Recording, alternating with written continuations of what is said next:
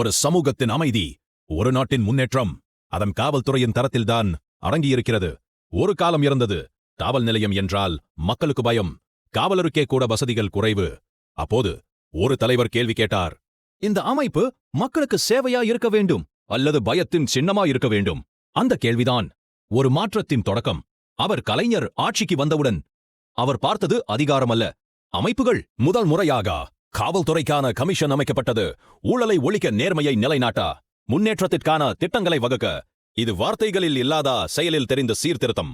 அவர் சொன்னார், காலம் மாறும்போது காவல்துறையும் மாற வேண்டும். அதனால் தான் இரண்டாவது கமிஷன்.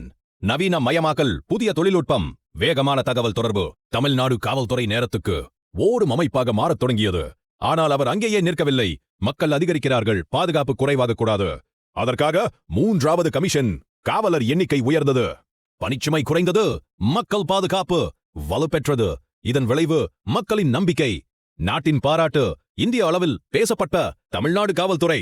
இது ஒரு அறிவிப்பு அல்ல, இது தொலைநோக்கு ஆட்சி. அதிகாரம் வந்தால் பலர் ஆளுவார்கள், ஆனால் அமைப்புகளை மாற்றினால் வரலாறு பேசும். அந்த வரலாற்றில் ஒரு பெயர் இன்றும் ஒளிர்கிறது, கலைஞர். கலைஞர்